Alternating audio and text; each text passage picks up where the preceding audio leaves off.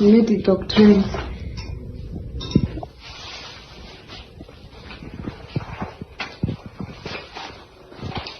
Mama kuachia curtains.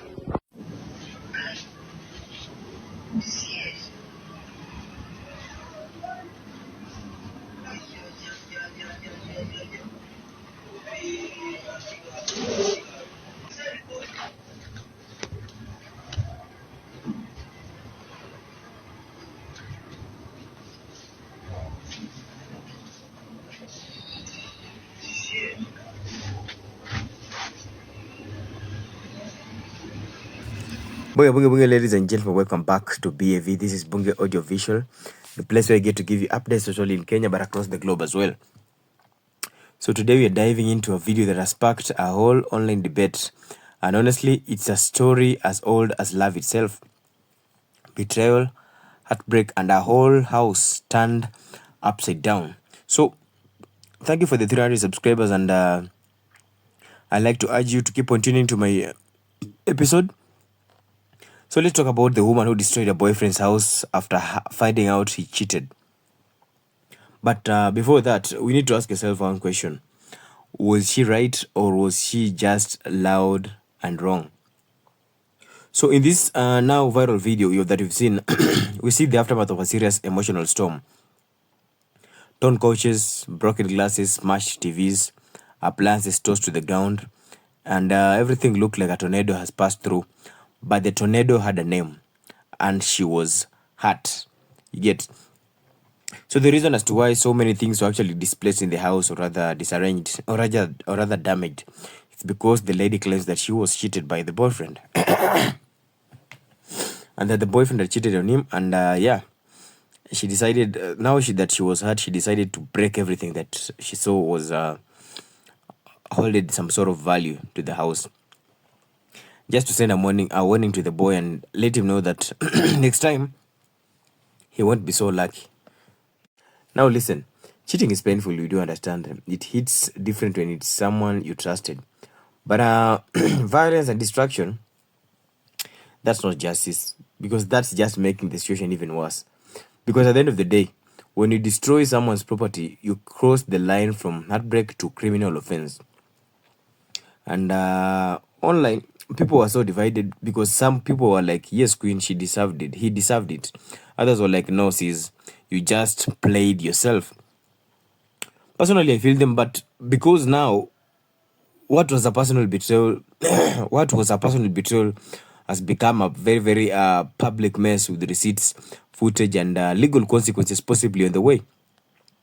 Because the lady had destroyed everything that the man bought in the house, or rather the man had owned. And what if the man decides to take legal charges against the damages of the property that the lady did? Because the lady at the same time has no proof that the man was cheating on him. If at all, he could have recorded a video of the man with another woman, and they are maybe getting into intimacy in their house. At least that could be a proof beyond reasonable doubt. But now you're coming to a house, and you've got... It's a matter of hearsay, not something that he actually did. It's a matter of hearsay. Then you want to come and destroy somebody's property in the house, in his own house, and you expect that guy to actually relax. So what I can say is that basically this story opens up a wider conversation. And let us just be real for once. How we handle betrayal says a lot more about us than the people who have actually hurt us. If someone cheats on you, I think the best option as a person, be it a man or a woman, I don't care. If someone cheats on you, the best option is to walk away. That is the best decision that you can ever make as a human being who is rational and who respects him or herself. You can cry, vent to your friends, block them, write a journal entry, even go to the therapy if needed. That one is okay. But destroying their property, that's not strength to me. That's an emotional reaction with very, very long-term consequences. And I've been warning people since time immemorial. Now imagine if this woman ends up in court. Imagine if she's asked to pay back for all the destroyed property that she's that we've been able to see in the video. Imagine being told by the judge, you are right to feel hurt, but you are wrong in how to handle it. So all of a sudden, she's the villain in the story where she was originally the victim, just because of the kind of decision that he made when she was angry. That's why we usually say never make decisions based on emotions. Let your actions be driven by logic, not emotions. Because when you allow your actions to be driven by emotions, now things start boiling up, and the moment things start boiling up, you are the one who is actually going to be thrown into the boiling pot, or rather fried into the frying pan or whatever. I don't know. So apart from that, I'd like us to also flip the script for a second. If a man had gone and smashed his girlfriend's house after she cheated, how would the society react? No, I'm just asking. I just want to be a free thinker. I'm just asking. If I told a man had gone and smashed the girlfriend's house after she realized the girlfriend cheated on him, after she realized, of which we haven't gotten any proof, but she just realized, or she had this overthinking issue, I'm pretty sure people would say that he's a dangerous man and he's very, very abusive and an unstable person. But because it's a woman who had done this to a man, most of the people actually kept quiet about it, because they know that nowadays the society is so inclined towards women to the point that most of the men, whether innocent or guilty, to them, all of them are guilty. Even before they get, even before they are put to trial, every man is always looked upon as a guilty character. So one thing I like also to say is that we just need to teach both men and women this. You are allowed to be hurt, you are allowed to harm, but let your peace be a revenge. You cannot go and start damaging people's property out there, thinking that is going to solve the problem that you've experienced as a human being. You need to let your glow up speak louder than your anger. Because the world doesn't need another viral video of distraction. It needs more people choosing healing over chaos. So what I can say is that this one hit different because so many of us have been in her shoes, but don't let heartbreak push you into doing things you'll regret later. We do understand cheating is wrong, especially if it's from somebody that you trusted so much and it had banked on him, knowing that all your future depends on him, and all his future depends on you. But that doesn't make it right either by reacting with violence. It doesn't make it right either.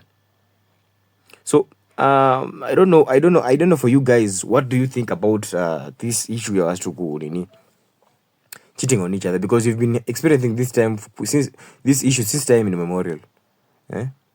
You find a lady comes, a man is there, they start fighting over a certain property just because the lady had this feeling that this guy is cheating on me. She has no proof. Or maybe she has been told by friends. And the friends, it's not that the friends also saw the man sleeping with another woman. They just know that this guy is in a good relationship with this lady, but let us try as much as we can so that we pull this relationship down by any means necessary, so that this lady can still come back to the girl's code. I don't know what do you call it.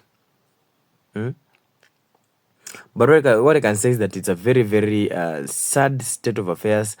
It's a very backward way of thinking by letting violence prevail instead of coming to find a solution over that matter.